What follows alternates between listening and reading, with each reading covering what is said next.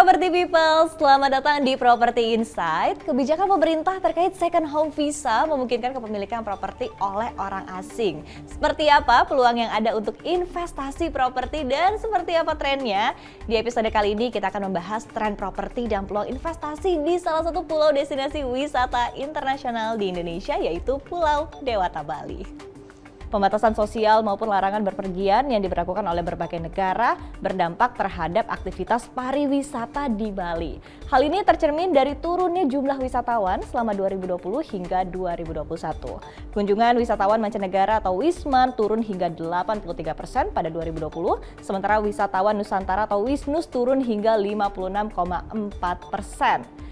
Namun, memasuki 2022, aktivitas pariwisata di Bali berangsur pulih dengan adanya 2,16 juta wisman yang berkunjung dan juga Wisnus yang tercatat sebesar 8,1 juta orang. Selanjutnya, mari kita telusuri proporsi kunjungan wisman di Bali berdasarkan data kebangsaan pada tahun 2022 berikut ini. Kita lihat ada dua proporsi yang sama besarnya, yaitu wisman yang berasal dari dataran Eropa seperti Perancis, Jerman, Belanda, Inggris, dan juga Rusia. Negara-negara tersebut berkontribusi hingga 29,9%. Sama halnya dengan wisman dari negara-negara Oseania seperti Australia dan juga Selandia Baru yang berkontribusi sebesar 29,9%. Property People, kita akan kupas lebih jauh lagi mengenai tren properti dan potensi yield rumah tapak yang ada di Bali. Tapi sebelum itu, subscribe dulu yuk YouTube Rumah 123 sekarang juga. Nah, beberapa regulasi pemerintah yang cukup berpengaruh terhadap minat beli properti di Bali diantaranya adalah kebijakan second home visa dan kepemilikan properti oleh asing. Pemerintah menetapkan kebijakan visa rumah kedua atau second home visa pada 25 Desember 2022. Kebijakan ini memungkinkan WNA untuk dapat tinggal di Indonesia hingga 10 tahun lamanya. Selanjutnya, peraturan kepemilikan properti bagi WNA telah mengalami berbagai perubahan sejak tahun 2015. Sebelumnya, kepemilikan properti oleh WNA harus merupakan rumah tapak ataupun rumah susun yang dibangun di atas hak pakai. Namun, pada 2021, berdasarkan Permen Agraria, mengatur bahwa orang asing bisa memiliki sertifikat hak milik atas satuan rumah susun atas apartemen komersial yang dibangun di atas tanah hak pakai atau HGB. Pemerintah juga mempermudah persyaratan bagi orang asing untuk memiliki properti pada 2021 sehingga mereka dapat menggunakan paspor, visa, dan juga izin tinggal untuk memiliki properti. Kemudian pada tahun 2022, pemerintah juga mengeluarkan kebijakan perolehan dan harga rumah tempat tinggal untuk orang asing terkait batas minimum harga properti yang dapat dimiliki oleh WNA.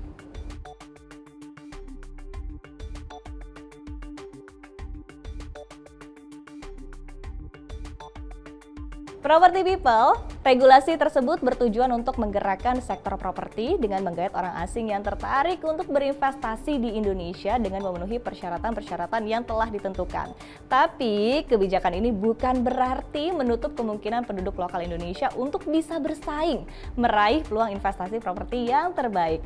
Oleh karena itu, kita akan bahas mengenai peluang investasi properti yang ada di Pulau Dewata, Bali berikut ini. Sebelum membahas peluang investasi, kita lihat terlebih dahulu yuk permintaan properti yang ada di Bali pada grafik berikut ini. Kita lihat di sini, dari grafik ini, properti yang paling mendominasi permintaan di Bali adalah rumah tapak dengan persentase 70,4%.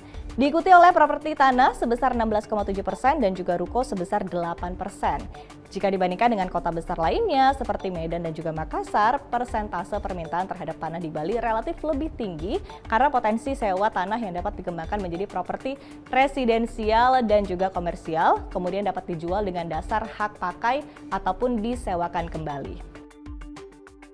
Selanjutnya, mari kita lihat di map berikut ini yang menjelaskan 5 area terpopuler berdasarkan permintaan di Provinsi Bali. Yang pertama yaitu Kabupaten Badung sebanyak 48,2%, kemudian diikuti juga dengan Kota Denpasar 29,9%, Kabupaten Gianyar 13,1%, Kabupaten Tabanan 4,7%, dan juga Kabupaten Buleleng 2,6%. Saat ini, Badung, Gianyar, dan Denpasar merupakan destinasi wisata favorit bagi Wisman dan juga Wisnus. Dikarenakan lokasi yang strategis dan fasilitas publik yang lengkap. Ketiga wilayah ini juga memiliki pengembangan komersial yang komprehensif untuk menunjang aktivitas pariwisata. Sementara di area Buleleng, meskipun pengembangan dan juga aktivitas pariwisatanya masih belum pesat, beberapa destinasi favorit juga ada di sini, yaitu Pantai Lovina, Taman Nasional Bali Barat, dan juga spot favorit untuk diving. Selain itu, meski cukup jauh dari Bandara Internasional I Gusti Ngurah Rai, Buleleng memiliki potensi sebagai pintu masuk wisata dari Pelabuhan Gilimanuk. Setelah kita mengetahui 5 area terpopuler di Bali, tentu Anda bertanya-tanya dong ya, properti seharga berapa sih yang paling diminati di Bali? Kita akan bahas di grafik berikut ini. Peminat di area Badung, Denpasar, dan Gianyar umumnya merupakan kelas menengah hingga menengah atas dengan preferensi harga rumah 1 hingga 3 miliar rupiah yang paling mendominasi.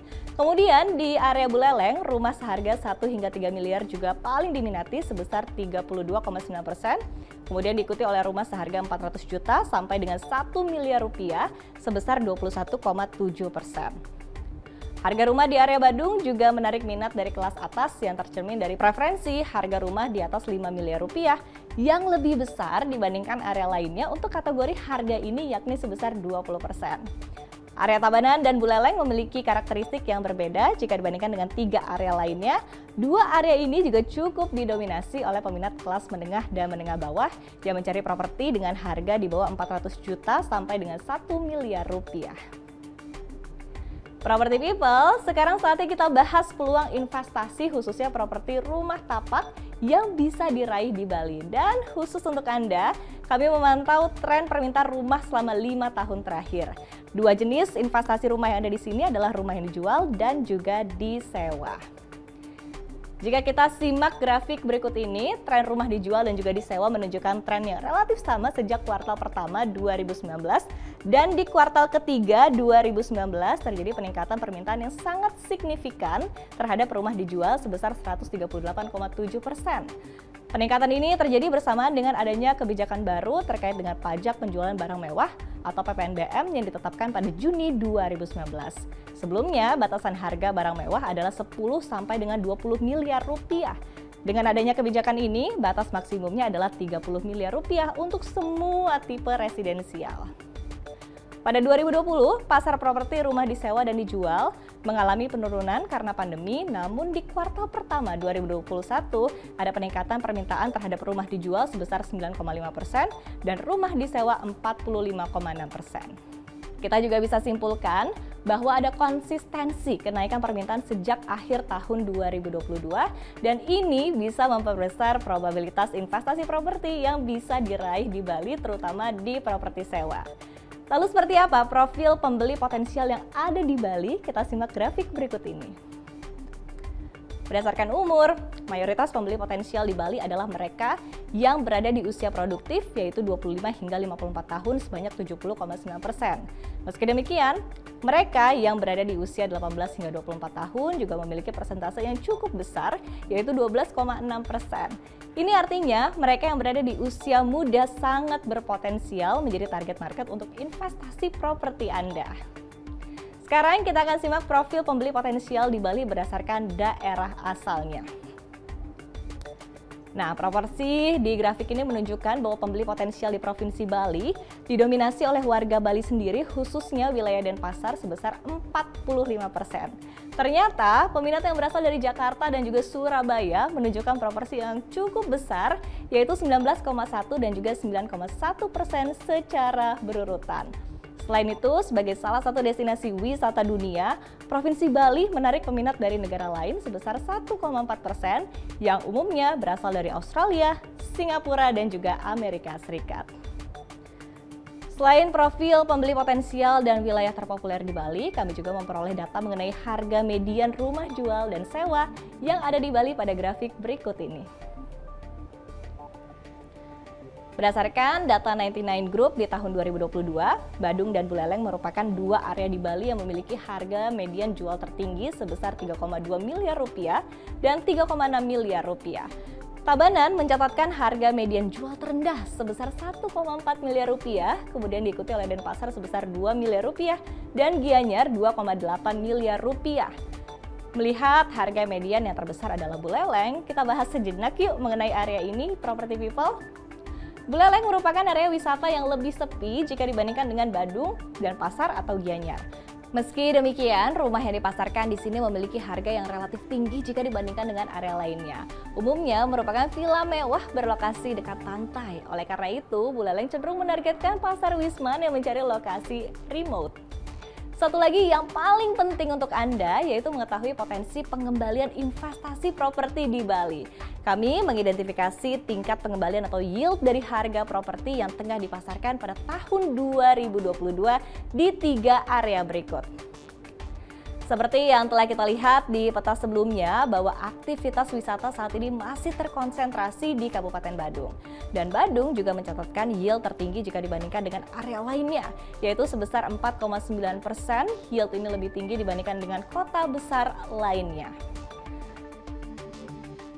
Berdasarkan data-data inilah, kita bisa simpulkan bahwa Badung menunjukkan potensi investasi properti yang cukup baik, maka segera raih peluang ini untuk investasi propertimu sekarang juga. Property People, riset dan informasi yang mendalam adalah kunci dari sebuah investasi yang sukses. Temukan informasi seputar bisnis properti yang akurat dan terpercaya hanya di Rumah 123, karena Rumah 123 selalu ada buat kamu. Saya Syarifah Rahma dan inilah Property Insight. Sampai jumpa di episode berikutnya.